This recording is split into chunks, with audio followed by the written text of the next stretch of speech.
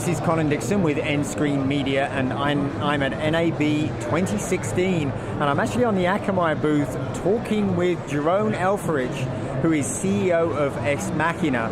Now, Jeroen, first of all, why don't you start off by telling us who Machina is, and then we'll talk about a really cool product that you've just come out with at the show. Yes. We're a company that is known for making apps for TV shows, allowing you to play along, to interact, to influence the outcome, to vote, to predict, those kind of things. And we have a platform behind it that can carry very heavy loads. And we've been doing this for broadcasters, production companies around the world. So you've also, the sort of things you've done is you've done some classic interactive products like for election cycles and stuff like that, right? Yeah, for elections, but also talent shows like The Voice. We've done it in 15 countries. A lot of game shows, news, sports, a few drama, scripted things, but mostly more in the entertainment and reality side of things. Now, for the show, you have a new product. Now, a lot of people think that the shine has gone off the interactive TV Apple. But actually, there is still a great way of engaging a core audience, right? Yeah. And you have a new, extremely simple mechanism for people to use to be able to push synchronized interactive stuff out to mobile phones that people are using while they're watching a show, right? Tell us about that solution. Yeah, it's called PlayNow, and it's a new way, a do-it-yourself second screen solution. So we don't really recognize that the shine has come off. In fact, we see usage numbers going up and up. But until now, it's been quite complex and sometimes also costly to create a bespoke app for a show. And especially if you have smaller shows or if you're niche broadcast or niche channel, you may not have the resources or the time available to do a bespoke custom app for one of your shows or for multiple ones. So this solution basically allows you to create interactive timelines for any show that you broadcast whenever you feel like it. And you can do everything in-house. You can set all sorts of parameters. You can create a template so it looks and feels like you want it to do, so it's a good fit to the show. You can actually prepare those timelines, run them when the show is on air, analyze the results afterwards, and push it out not just to your phone, but also to tablets, to computers.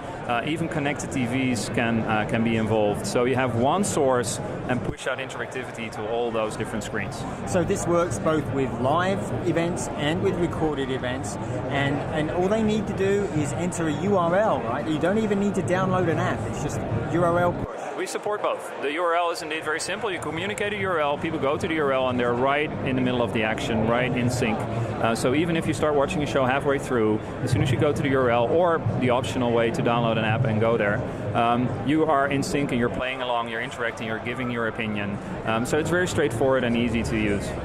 And the interface to actually create the questions and the interactive content is ridiculously easy too. It's drag and drop. You have a timeline, and talk us through how simple that is. Well, it's indeed a timeline metaphor. So you have a series of interactive events or just information that you want to push out.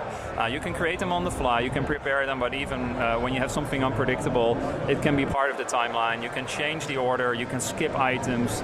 You can modify them on the fly. And we support a lot of different interaction types, like quiz questions or polls, predictions, or pushing out information, showing Twitter feeds, showing leaderboards. If there's game mechanics, we have full support for high scores, not just against you or the rest of the country, but also comparing that with your family sitting on the same local network.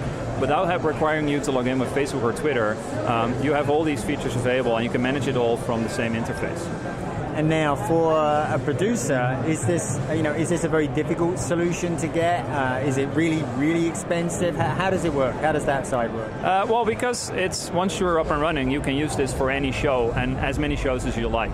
So we hope that this will allow people that even if they have maybe a small breakfast show in the morning that they would normally not consider to do interactivity for, even if a few hundred people participate, it can still be worth it because it also helps and complements the editorial side, and it gives people the feeling, even if the ones that are not playing along, that they are part of the show that they're watching.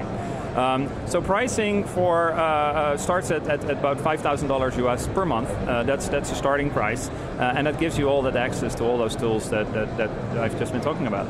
But I should say that's the very, very beginning price. price, and it's based on usage and a whole bunch of other things. So people shouldn't walk in expecting that they're going to get that price necessarily, but for a small vendor, that could be a realistic starting point. Exactly. Tell us, who's using this? Is anybody using this right now? Well, this new solution, it is pretty new. It's been tested by the Dutch public broadcaster, the Dutch equivalent of the BBC. And as Ex Machina, we've been working for companies such as Globo in Brazil, M6 in France, 9 in Australia, various broadcasters here in the US. So the team behind it and our experience backs this all up.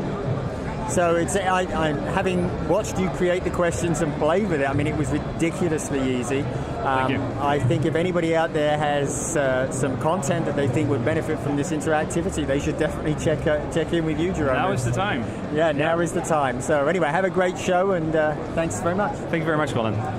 This has been Colin Dixon with nScreen Media.